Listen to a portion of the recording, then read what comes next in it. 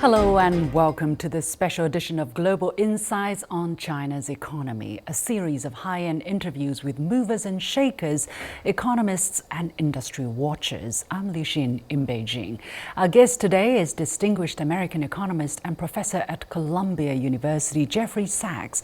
He explains to me how the Western media misunderstand and misinterpret China's economy and what he thinks of China's latest reforms and policy announcements.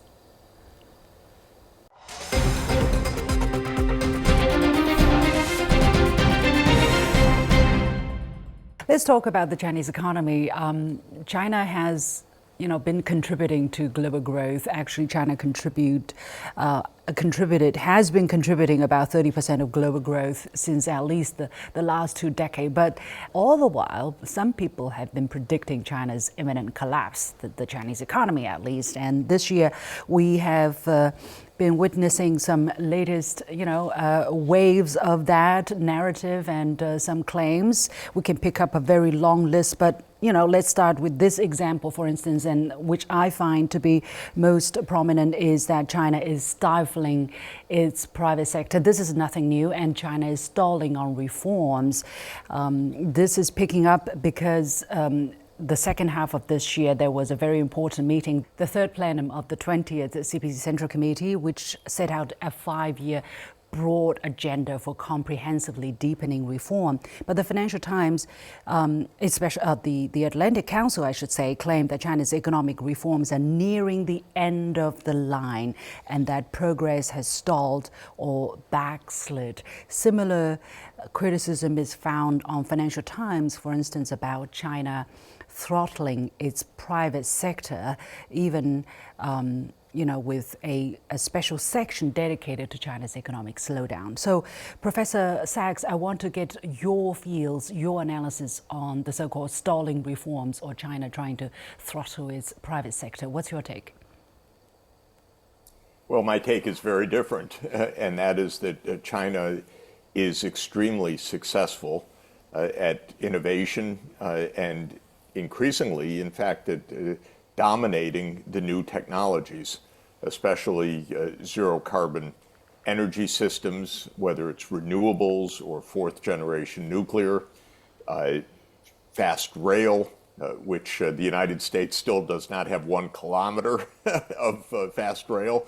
China has tens of thousands and is now sharing that technology in projects in different parts of the world.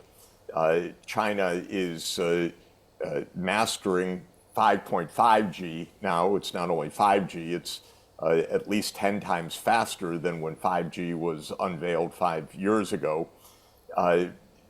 In fact, this is a period of rapid technological advancement, despite the United States' attempt to stop this.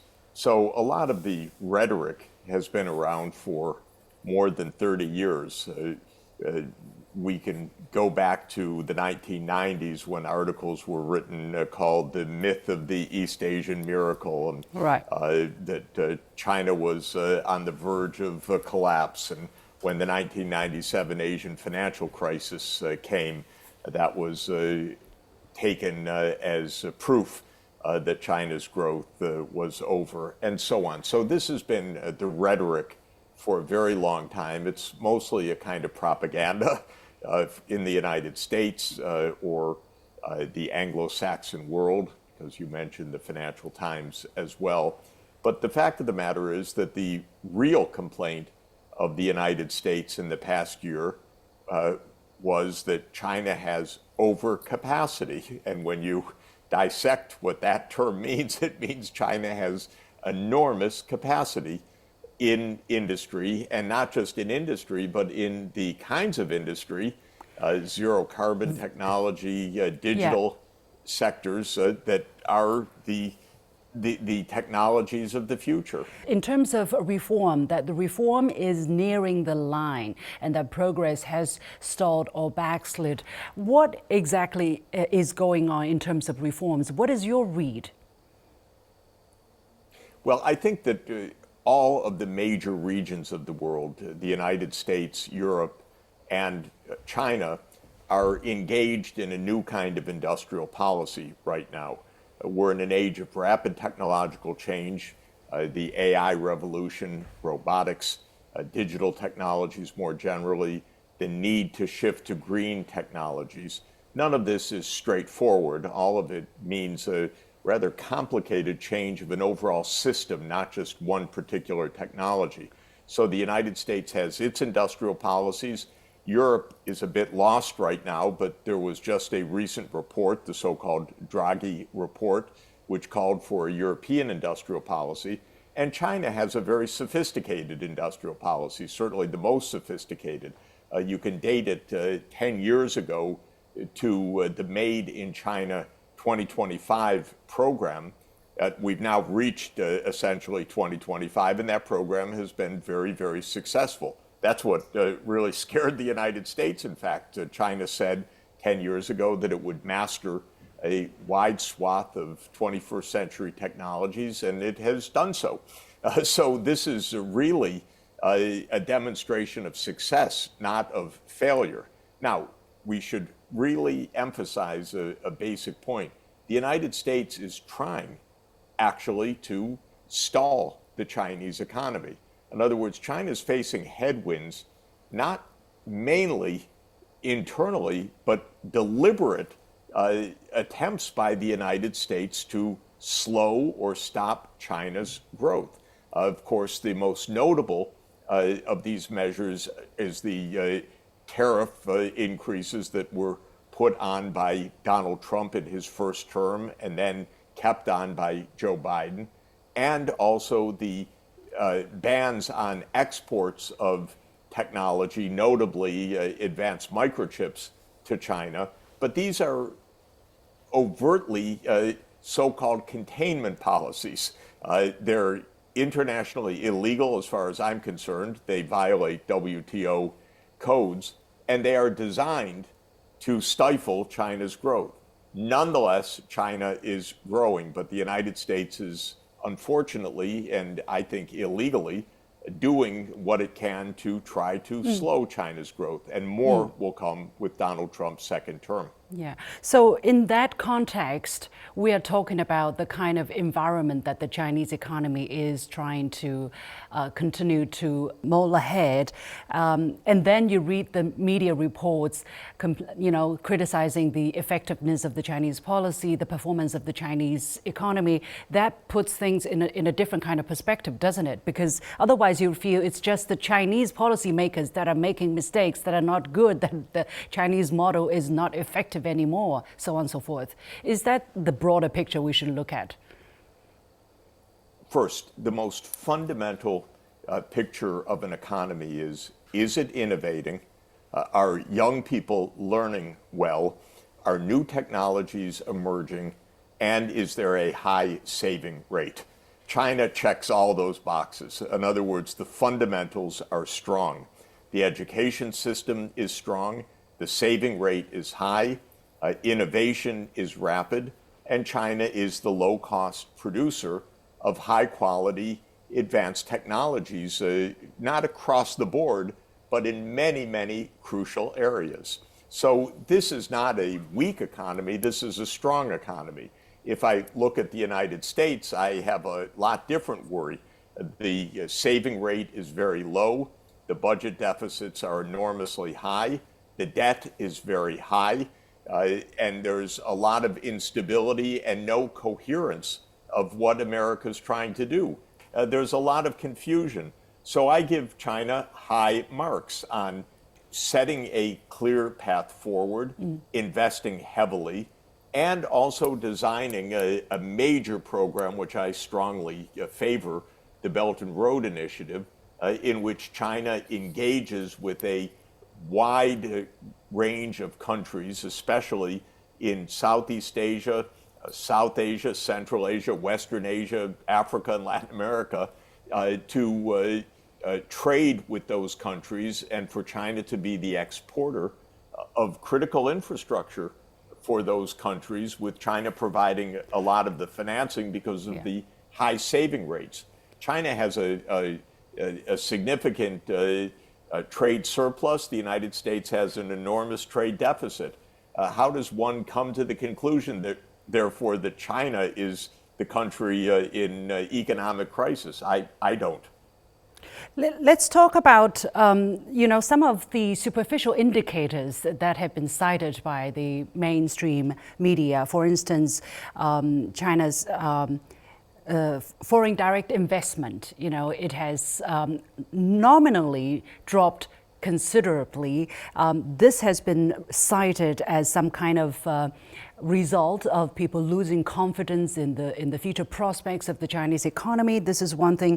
And then the real estate sector, there was this talk of China following Japan's 1980s Japanification trajectory with the debt-fueled property bubble, so on. So if you look at some of these and demographics, the population of newborns, the number of newborns in China are less as those who have died, who have passed away from the Chinese democratics. So how do you square these superficial indicators with what you just said about the fundamental health of the Chinese economy? Well, first, when it comes to the question of comparisons with Japan, it's important to understand that Japan's end of high growth was actually a deliberate U.S. policy. Because in the 1980s, even though Japan was ostensibly an American ally, really an American subsidiary in a lot of ways, it was too successful from the point of view of American politicians. And so it was in the 1980s that the United States forced the yen to become overvalued. This was a deliberate set of steps in the mid-1980s. The United States imposed export controls, or had Japan impose export controls, so-called voluntary export restraints, which weren't voluntary at all. It told Japan, no, you can't export so many automobiles, you can't export so many electronics goods. The United States stopped Japan's rapid growth. And this is the playbook that the United States is using again vis-a-vis China. So the comparison has a certain aptness, but it wasn't that Japan just failed. It was by design. The United States said, you're becoming uppity. You're becoming too successful. You're taking away the business of American semiconductor firms. You're taking away the business of American electronics firms. You're taking away the business of American automotive firms. So the United States imposed the barriers. Now, when that happened, that had a secondary effect on Japan, because not only did the growth slow, but the asset prices in Japan were very high because they were based on an extrapolation of continued high growth. When the United States stopped the high growth, the asset prices fell, the so-called bubble burst.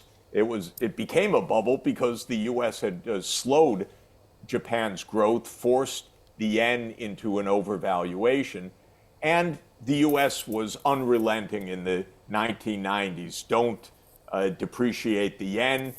We're not going to give any margin. And the U.S. really did in the era of Japanese high growth. This will not happen in China. China's a lot larger than Japan. China has a lot more alternatives than Japan. And China is not caving in to U.S. bullying. Well, Japan was under the so-called security protection of the United States. China certainly is not. And in this sense, China doesn't have to accept the kind of treatment that Japan accepted, in fact, in the 1990s. I asked my Japanese colleagues at the time, already 30 years ago, why don't you take other measures? Jeff, it's very hard, we really can't go against the United States. What China needs to do is to expand its exports to other parts of the world. It's doing that. It needs and should expand the Belt and Road Initiative. This is very successful. All the bad-mouthing by the United States of the Belt and Road Initiative should be a signal to Chinese leaders that it's actually very, very successful because the Americans are bad-mouthing it. They're scared of it. one of the underlying themes or conclusions that I'm reading from the various media reports criticizing the health of the Chinese economy is that the China model, which worked for the past few decades, is not working anymore. And the Chinese leadership, by sticking to that model, is stifling the Chinese economy. And what exactly is the Chinese model that they believe is not working anymore? Professor Sachs. I think if I could interpret it, maybe the claim is that there's too much government intervention in the economy, or China's stifling entrepreneurship. Again, I think that this is Western rhetoric, not reality. Let me take a very pertinent and quantitatively important example. China is now the world's leader in electric vehicles.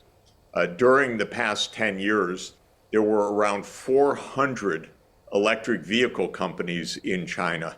They were competing like crazy. Of course, there's now a kind of a shaking out process where a few companies are becoming dominant, but the competition and the entrepreneurship has been absolutely intense. And the result is that China is taking the leadership in worldwide sales of electric vehicles. Also, China's domestic market now is remarkable in that more than 40%, I believe, of new car sales are electric vehicles. And when I recently visited Beijing, you see them everywhere, of course, with the green license plates. And you see a tremendous change in a short period of time. Since this is the direction that the entire world is moving towards because of the need for zero emission vehicles, China's in a very strong position. What is happening? The US is putting on tariffs. Europe is putting on tariffs. Is that a sign of failure of China? No, quite the contrary. It's a sign of remarkable success. But what is the obsession? To the point. Yeah. Sorry, what is the obsession to criticize the model? You know, as if there is one magic or one set of correct rules how to run the economy of a country, and if you don't follow that one, it's wrong. It's not going to work. Maybe it works temporarily, but eventually it's going to fail. It seems like the Western economics theory is the only right set of theory you can adopt. Other than that, nothing will work. I think we should understand this mainly in geopolitical terms, not in theoretical or even ideological terms. This is geopolitics. China has been too successful from America's point of view. And there was a notable article roughly 10 years ago at the Council on Foreign Relations that was written by one of my former colleagues at Harvard University, Robert Blackwell, who became a leading American diplomat. And he said that China's rise is no longer in America's interest because America's grand strategy is to dominate. And now the US can't dominate if China's becoming so large. So already a decade ago, Blackwell and his co-author listed the measures that the United States should follow: closing the US market by tariffs, stopping the export of high technologies where the US did have an advantage, notably in semiconductors, trying to build trading relations that would exclude China, strengthening the military of the US alliance along the rimlands of China and the South China Sea. Well, the United States has followed through on all of those. That is a foreign policy. It also uses a kind of infowar to try to cast aspersions on China. And then when the US actively stops the trade with China, discourages American and other companies from investing in China, blocks high technology going to China, then it points a finger to China and says, aha, you see, your system isn't working. Well, this is a kind of propaganda or baiting of China. This is not serious analytics. Again, I don't believe that it is working. I believe that China is continuing to excel in innovation. I believe that China has a worldwide market. It is the low-cost producer of so many high technologies at this point. And I believe that the advent of the BRICS and the Belt and Road Initiative show that we're just moving to a different kind of world economy, with China playing an absolute leadership role in the part of the world economy that is not the US and the EU. Yeah. Well, this is very interesting that you're pointing out a different kind of economy, because China talks about a transition. Its priorities are different. In the past, it was quantity. Now it's quality, a high quality. And China, not like in the case of Japan, China pierced its own real estate bubble, let's put it this way, and still managing about 5% growth. So in that context, how do you look at the GDP growth target China has set, which some people are eyeing as the sole indicator of the performance of the Chinese economy? These days, because of technological change, even the growth rates lose some of their meaning, because if you have a certain quantitative growth, but the quality of the goods is rising and is not captured in the GDP, you don't really measure the change. And it's not easy to measure the advances of technology, especially in the service economy these days, or say in the transformation of the vehicles to electric vehicles. So I have some skepticism anyway about the macroeconomic aggregates, no matter where they're deployed. I don't think that they are telling a true picture in a period of technological change. Again, I would look to the fact that China is the low-cost, high-quality producer of a very wide range, and I think an increasing range of goods in transport, in digital technologies, in supercomputers, in zero-carbon energy, in fourth-generation nuclear. These are very important areas in electric vehicles, as I mentioned. These are the technologies that the world needs over the next 30 years. China also, like every major economy, needs to make an energy transformation to a zero emission. China has set 2060 as the date to reach net zero, or at least before 2060. Right. I'd like to encourage China to do that by 2050, because China is so good at all of this and making these large transformations. That gives plenty of investments for China to make in the coming years. I hope that China would not be spooked by this kind of naive reporting by people who don't know basically very much of anything about the actual Chinese economy. The interesting thing is China would like to set a conservative target so that it has some space in the process in case there are ups and downs, unexpected risks, and so on and so forth. So it can the risk of failure is smaller, let's put it this way. But however, having said all of that, and China has expressed confidence that it's going to meet its about 5% growth rate target set earlier this year. However, in a recent editorial, the People's Daily did identify, and that's the one of the most authoritative national newspaper printed in Chinese for the Chinese readership and high-ranking elites as well as grassroots. The People's Daily identify 4 major challenges of the Chinese economy. A, an increasingly complex external environment. B, weak domestic demand. C, business operational difficulties such as sluggish sales and diminishing profitability, and D, risks in some areas such as local government debts, unemployment for young people, and slower income growth. How do you look at the identification of these main areas of challenge, and to communicate it in such candid, frank way to the Chinese audience? What do you think that article is meant for? Well, I think these factors are interconnected, as I've explained, and I do think that they start with the difficult external environment. There is a deliberate effort by the United States to slow China's growth.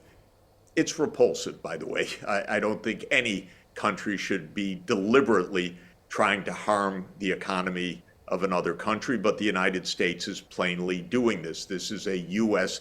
game plan that started with containment of the Soviet Union, and it even extended to America's own ally, Japan. Now it was dusted off 10 years ago, and it's being applied to China. That leads to all of the other problems. So I take that as the preeminent point. Now, what should China do if it can't export as rapidly as before, or even continue to increase its exports to the US and Europe? It has two choices. One, to boost domestic demand, or to export to other markets. They both can play a role. I believe that the Belt and Road Initiative should be expanded so that China is financing its exports to Africa, which desperately needs them, to the ASEAN countries, which are rapidly growing, and to other rapidly growing parts of the developing world. So this is one part. On the domestic side, I believe that China could accelerate its energy transformation, for example, and that would be a boost of domestic investment. Do you understand why the Chinese are not giving handouts, cash handouts? Why there's a reluctance to do that? Well, I think that China does not want to run larger and larger budget deficits and get into some kind of debt difficulty. And what I would recommend, rather than handouts of cash, I would recommend financing of investments. China's a high saving country. The United States says, oh, don't save so much, consume more, buy more from us, by the way, but consume more, slow down, and so forth.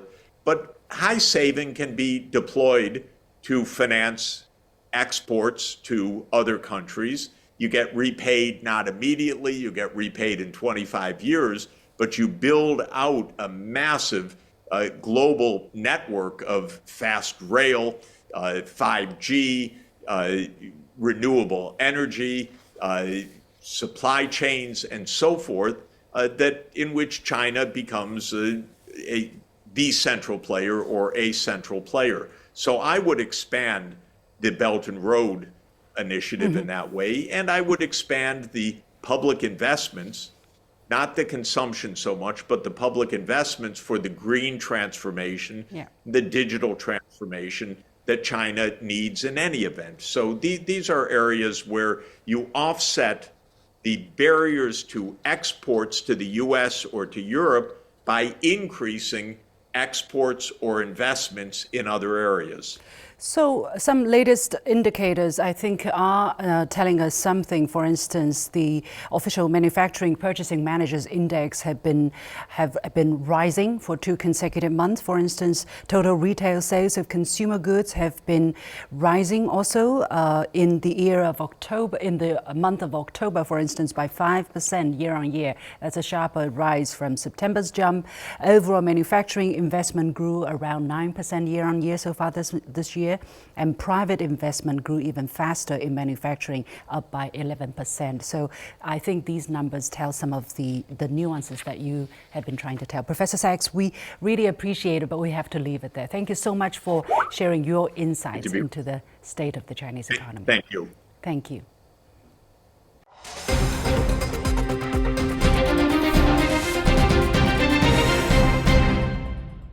Professor Jeffrey Sachs, a renowned economist and director at the Center for Sustainable Development at Columbia University. With that, we come to the end of this special edition of The Point with me, Liu Xin. As always, you can follow me on Facebook and X using the handle Liu Xin in Beijing. On behalf of the whole team, thank you for watching. You've got The Point.